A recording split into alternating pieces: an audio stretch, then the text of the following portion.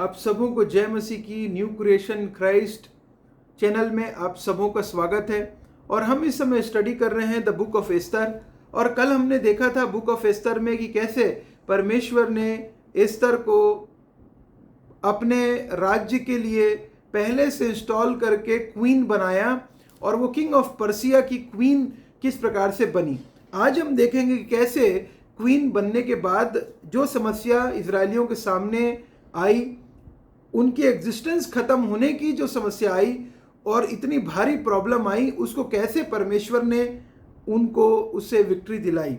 और मैं आपके सामने बताना चाहता हूँ, पढ़ना चाहता हूँ पहला का एस्तर 2:19। जब कुंवारियाँ दूसरी बार इकट्ठा की गई तब मोर्देकै राजभवन के फाटक में बैठा था।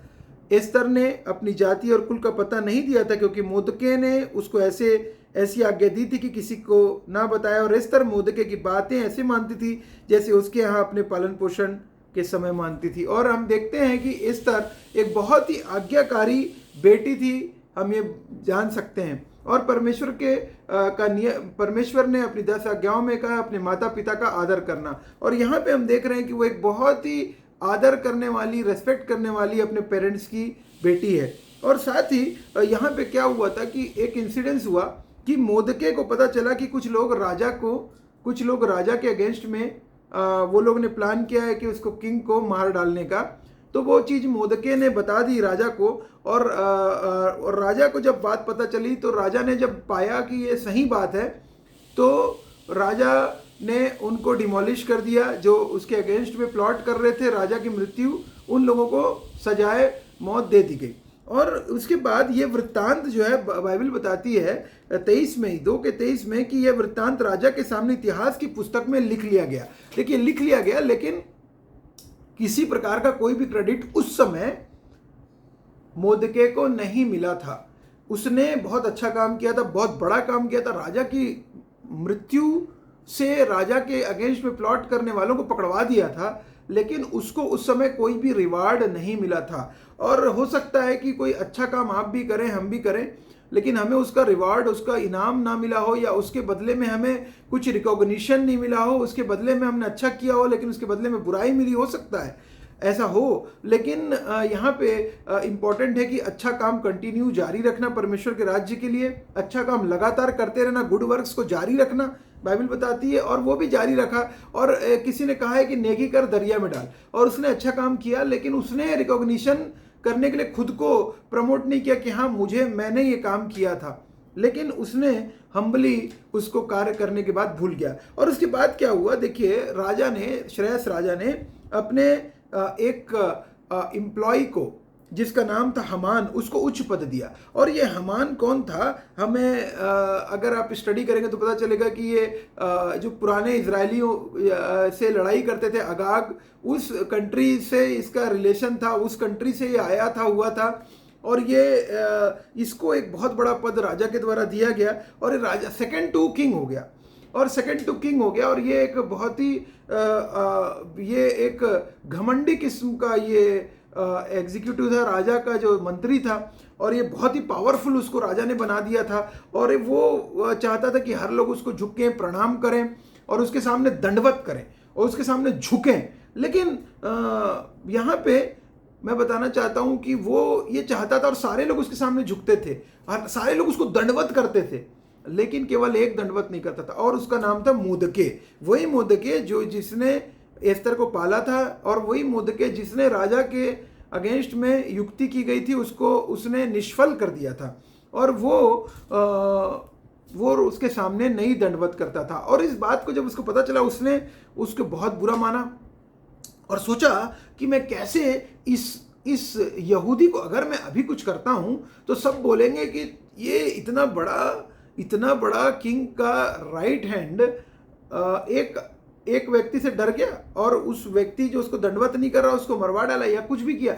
तो उसने सोचा अब मैं जो है मोर्देकै को मैं देखता हूं कि मोर्देकै और उसके सारे समाज को नष्ट करूंगा। और यहाँ पे देखिए 6 में कह रहा है, चैप्टर 3 का 6 में, उसने केवल मोर्देकै पर हाथ उठाना अपनी मर्यादा से कम जाना, क्योंकि उसने हमान को यह बता दिया था कि मोर्दके किस जाति का है। इसलिए हमान ने शेष के साम्राज्य में रहने वाले सारे यहूदियों को भी मोर्दके की जाति जानकर नष्ट कर डालने की युक्ति निकाली।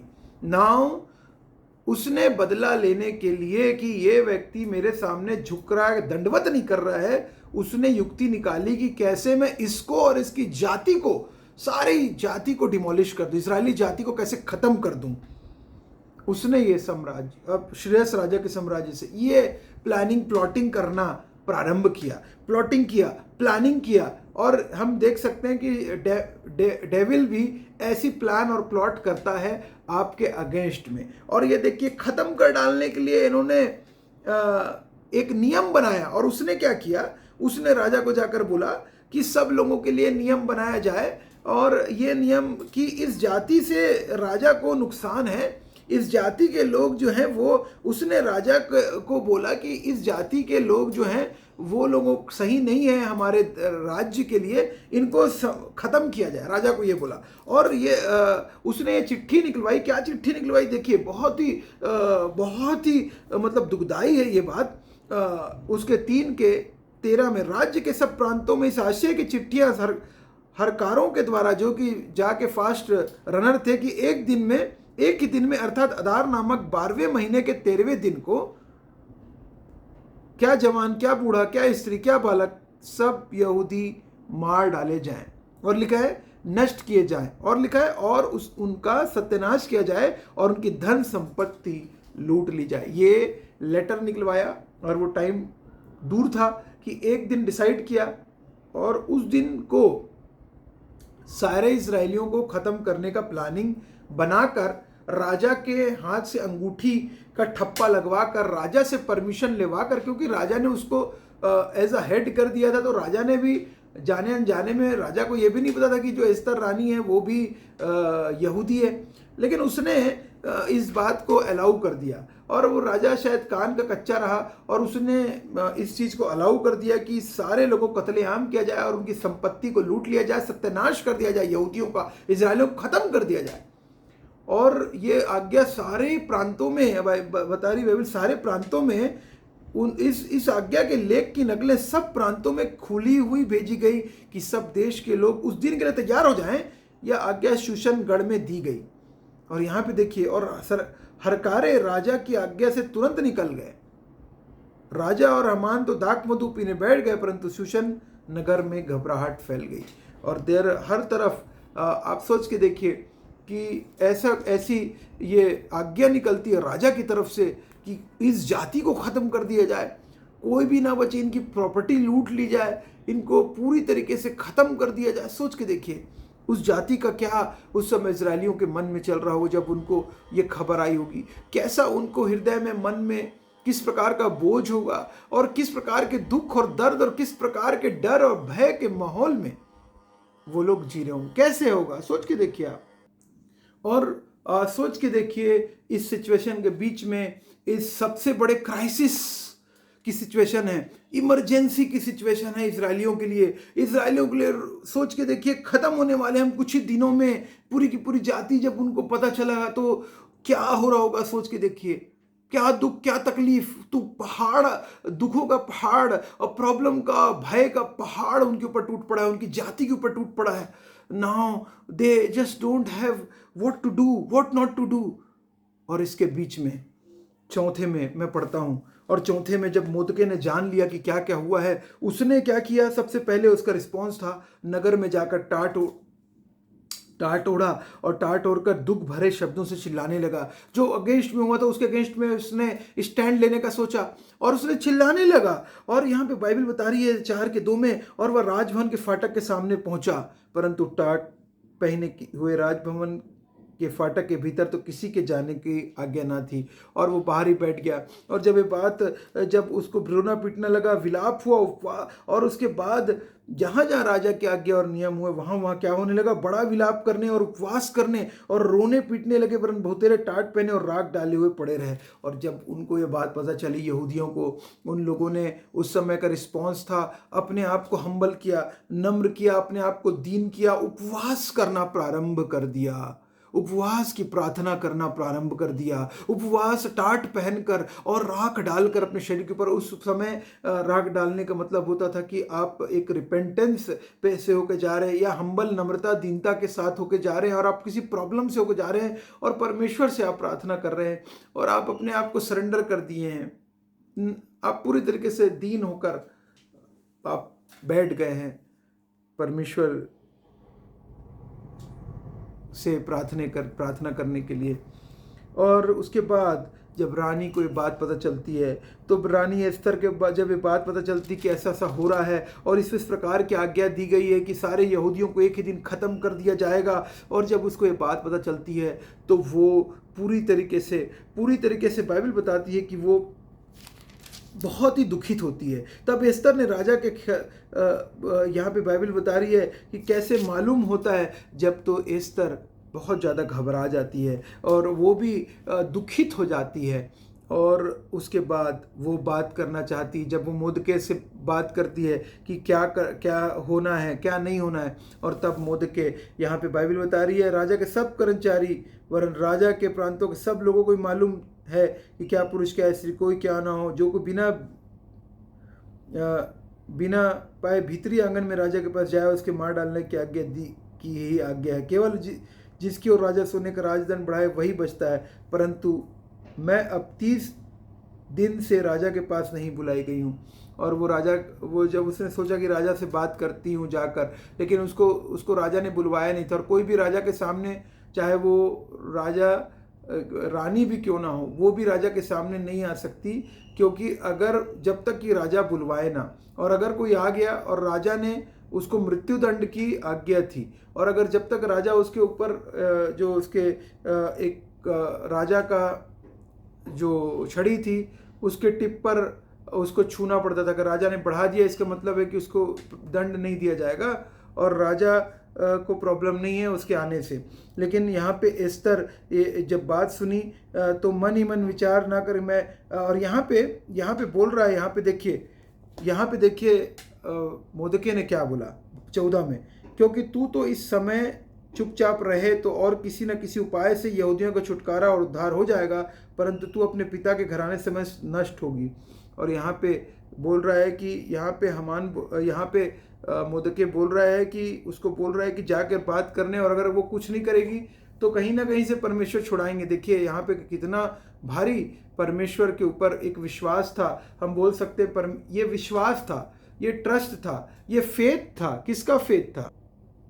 ये फेथ था,